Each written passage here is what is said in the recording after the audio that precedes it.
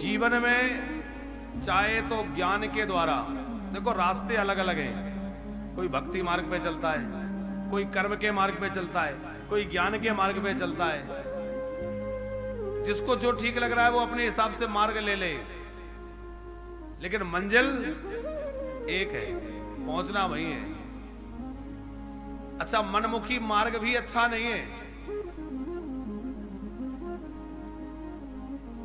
आजकल लोग कहीं जाना होता है तो गूगल करके जाते हैं। कई बार गूगल से आप रास्ता डालेंगे, वो ऐसी गलियों में घुसा देता है कि गाड़ी ही फंस जाए।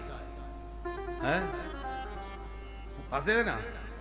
अभी हम लोग एक जगह कहीं जा रहे थे, वो रास्ता खेतों में से दिखा दिया। रात का समय था, वो ड्राइवर ने खेतों में गाड़ी डाल दी, खेतों के जाने का पगडंडी पे ले गया।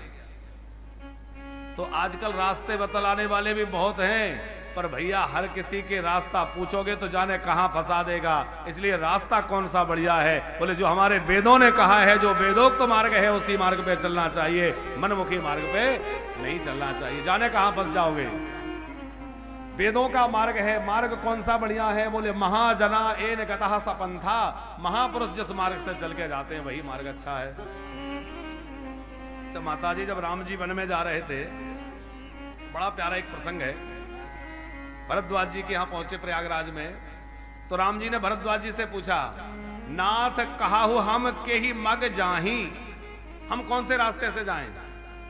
अच्छा, वहां बड़ी अच्छी बात यह है कि रास्ता दिखाने के लिए निषाद राज गोह राम जी के साथ में है। तो जब निषाद राज गोह साथ में है तो रास्ता याज्ञवल्क्य जी से क्यों पूछ रहे हैं, वो भरद्वाज जी से क्यों पूछ रहे हैं? भाई रास्ता दिखाने वाला तो साथ में है। बोले इसलिए कि हमेशा रास्ता किसी परमार्थी से, किसी संत से पूछना चाहिए। भरद्वाज जी से रास्ता पूछा क्योंकि वो महात्मा है, और महात्मा भी कैसे हैं? बोले त्रिवेणी पर बैठे हैं। त्रिवेणी माने जहां 3 नदियां हैं, गंगा, यमुना, सरस्वती। गंगा ज्ञान का किनारा कहा जाता है, गंगा ज्ञान का स्वरूप है, यमुना भक्ति का स्वरूप है, और सरस्वती कर्म का स्वरूप है। 3 ही रास्ते हैं, ज्ञान मार्ग, भक्ति मार्ग, कर्म मार्ग। अच्छा, रास्ता आप साधना के मार्ग में कि हम कौन से रास्ते से चल के भगवत प्राप्ति करें, तो ज्ञान मार्ग का व्यक्ति होगा तो वो ज्ञान की बात रखेगा। भक्ति मार्ग वाला व्यक्ति केवल भक्ति का पक्ष रखेगा। कर्म मार्ग पे चलने वाला कहेगा सब बेकार है, बस कर्म करो। पर जो तीनों के संगम पर बैठा है वो कैसा मार्ग बतलाएगा? बोले वो मार्ग बतलाएगा जो आपके लिए उचित है। साधक की भूमिका क्या है उस तरह से बतलाएगा। अच्छा, भरद्वाज जी ने कितना बढ़िया उपाय किया। जब राम जी ने पूछा हम कौन से रास्ते से जाएं, तो भरद्वाज जी ने अपने शिष्यों को आवाज लगाई, और जैसे ही शिष्यों को आवाज लगाई तो सुनी मन मुदित 50 आए। चौपाई लिखिए। बोले जैसे ही भरद्वाज जी ने आवाज लगाई कि भाई रास्ता दिखाने जाना है, आओ, तो 50 लोग आ गए।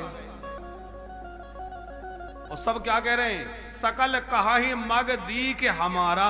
सब कह रहे हैं हमने रास्ता देखा है, हम ले जाएंगे। तो एक भाव तो यह है कि सबकी इच्छा है कि राम जी को रास्ता दिखाने हम जाएं, लेकिन दूसरा भाव यदि आप देखें, दूसरा पक्ष, हर बात के 2 पक्ष होते हैं।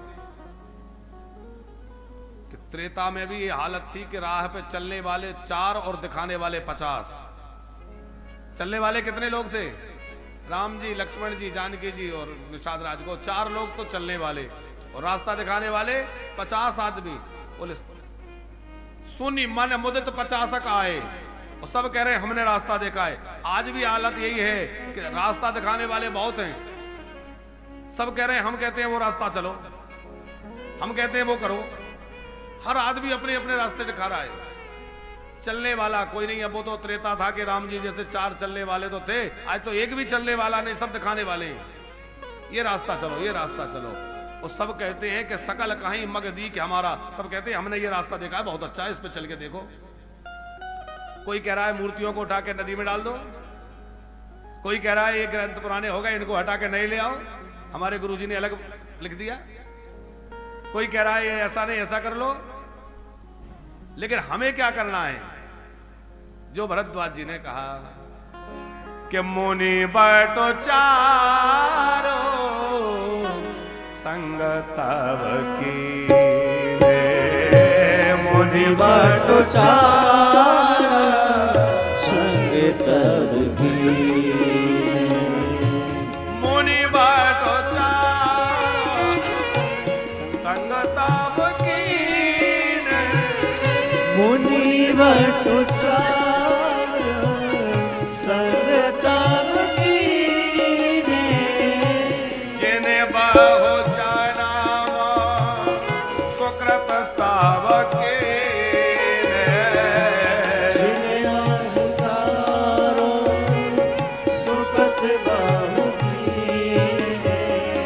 मुनि बटु चार संग तब कीने। मुनि बटु चार संग तब कीने।